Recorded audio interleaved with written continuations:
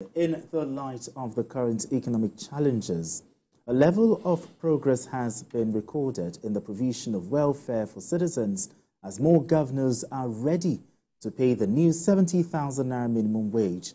As at the last count, 21 governors out of 36 have agreed to pay the 70,000 naira minimum wage, with some of the governors raising the bar to pay more than the figure to workers in their states. Now, these governors are of the opinion that the new minimum wage will improve the welfare of workers across the country. Bikio, did it surprise you that more governors, 21 of them, are showing the willingness to pay the minimum wage? Did it surprise you? Initially, we thought it would be difficult. You know, the way the governor of your state was saying, oh, even at the time when they were talking about 62,000, he said federal government was blackmailing. Yeah, blackmailing, you used that word. And I'm like, are you saying you cannot pay? What is the blackmail? In a tripartite arrangement, the central government represents the subnationals. Okay. And Governor Seyi Makinde knows that. In that, when they sit, it is the central government that represents the subnationals. So, and then you have the organized private sector. Mm-hmm. You have labor. They sit down and they agree. Federal government was inclined to pay 62,000 at that time. Okay. And then you are blackmailing us. You are making us look bad. Oh, the same people that you said the central government was trying to make look bad when the central government talked about paying 62,000. They are the ones agreeing to pay 85 now. And some of the states even agreeing to pay above the minimum wage are poor states. It's about taking the welfare of workers seriously. Everyone knows now that inflationary trend has wiped out whatever gain workers thought they got with the increase in the minimum wage. They gave the president their aluta salute. They sang for him. They gave him boosas. Fuel prices went up. Prices of goods and services have skyrocketed. And these workers are in a bind. But in the middle of that, some governors have stepped forward. And at the last count, the report was talking about 21 governors. Governor Duyediri, 80,000. Governor Bago, Niger. Niger is one of the poor Nigerian states, despite its size. 80,000. 80,000? Yes. Peter Mba, 80,000. Enugu is not one of the richest states in Nigeria. I can say that again and again. Oti, that his predecessor and himself didn't pay 30,000 minimum wage, has now agreed to pay 70,000. I think that is significant. From a government that didn't pay 30,000. He inherited that government. He too didn't pay 30,000. That is the truth.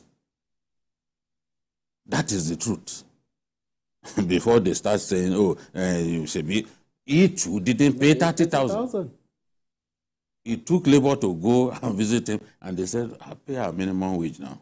Now he has agreed to pay 70,000. That's significant. Abdurrahman Abdurazak, Kwara. Again, Kwara is not a rich state. 70,000 from October.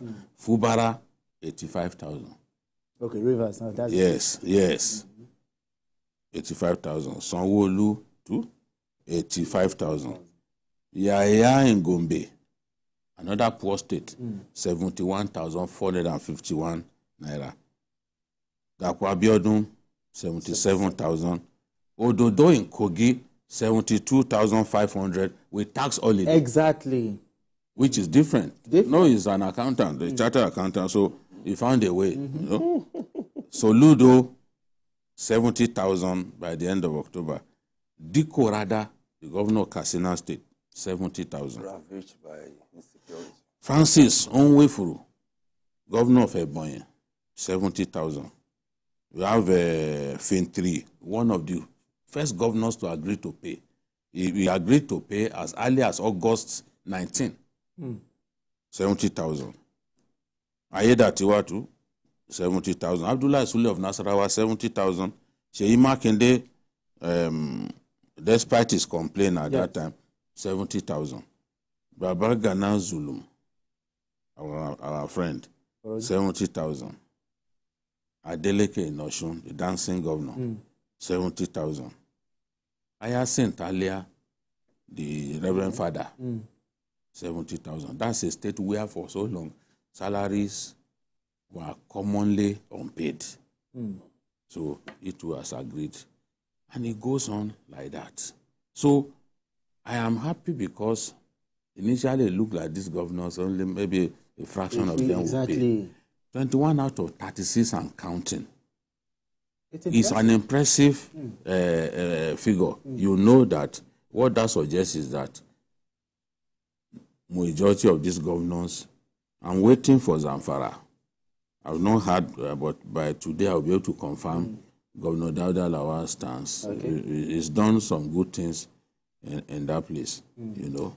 Okay. But I'm sure he too will be ready to pay this minimum wage. Because he's a banker, he's a money man. Exactly. He should know how to juggle figures and find a way to pay. All right, how about the governors that have not showed this willingness to pay this minimum wage? Does that make them bad governors or their concerns are legitimate here? Well, we are waiting because the timeline is still not reached. So we are waiting. Hopefully they'll come up with something because what a lot of them have to contend with is usually the consequential adjustment, which then makes, if you are not careful, some people to earn beyond what the state can pay. Okay. Because this is the baseline. And then you now have those who are on different levels, 10, 14, 16, like that. So you must take your time to structure these things out. Otherwise, the state will be in trouble. As it is, if you go back to the report released by the National Bureau of Statistics, only few states are able to generate enough internal. Okay, talk about IGR. The IGR. Because this will go a long way in helping them to shore up whatever they get from the federation account in order to be able to breathe. Otherwise, some states will end up only paying civil servants, and then they close shop. Because and that basically is what other thing will wait. Or some will promise to pay, and they won't pay at the end of the day. They'll be owing. And that, for me, is even a greater sin than, paying the old salary. So we must be careful in all of that too. But for governors who refuse to pay, what now happens? They will pay. They will. I'm sure of that. Who will hold them to account? Well, it's happened before. Labour will. It's happened before. Some agreed to go on with the 30,000, but never paid. Like the case you mentioned, Abia. So there are some other states too like that didn't pay the 30,000. Nobody was able to hold them to account. That's the Labour can if they want to, but in some cases there is an understanding. Let's take the case of Bono. Understanding. For instance, take the case of Bono, for instance, with the level of insurgency and the money required to settle people into IDP camps and then take them back to their communities to resettle them. It's a lot. And the civil servants understood that because they knew what was happening. So now the governor is saying, I'll pay because I can now pay. Nobody can compare the level of insurgency some 2-3 years ago to what it is now. So we can say the government is breathing and has some latitude here and there because the kind of money that goes into these security matters, you can't quantify. buying bullets, buying APCs, and all the rest. So a whole lot of things will happen. But at the end of the day, it is now left to labor to try to enforce these things. You can't go and say federal government should seize the allocation. No, it is for you to now look at ways in which you can force the governors to pay. Ikeo, yeah. What should the states, NLC, of the affected states that are saying, maybe the government say they can't pay, should they be understanding? Or they should picket their officer and say, you just have to do this thing. It's the law. The law says the Minister of Labor and Productivity shall be the enforcer of the law. It is his duty to ensure that every employer of labor adheres to the minimum wage. So labor will need to get more aggressive, because if some of these governors block some of the avenues through which resources are leaking, you'll be able to find more money for projects, more money for health, more money for education, more money even for waste management, because it's one of the very, very expensive, it's one of the most capital intensive to manage waste. Waste management. It's an expensive business. People don't know.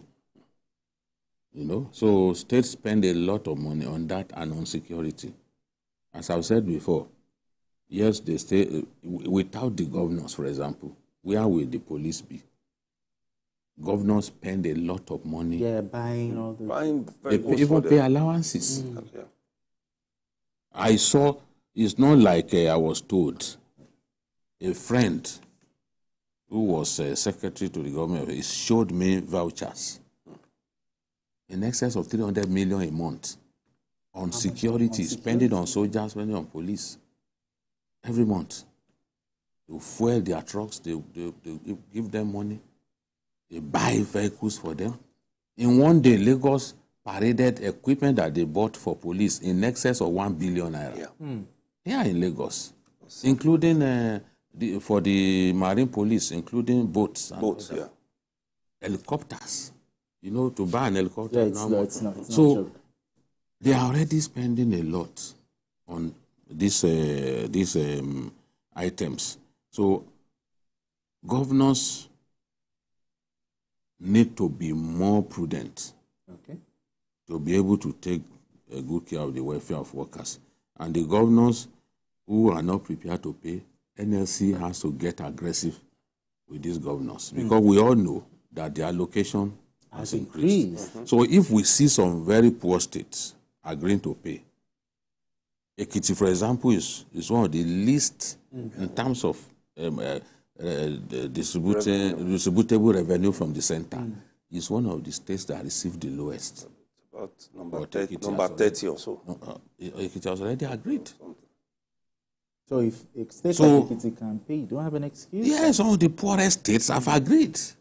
So I don't think any state has an excuse, because they are collecting more than they were getting in the past. So the NLC has to be more aggressive, engage with these governors, you know, and hopefully they will see the light. All right then.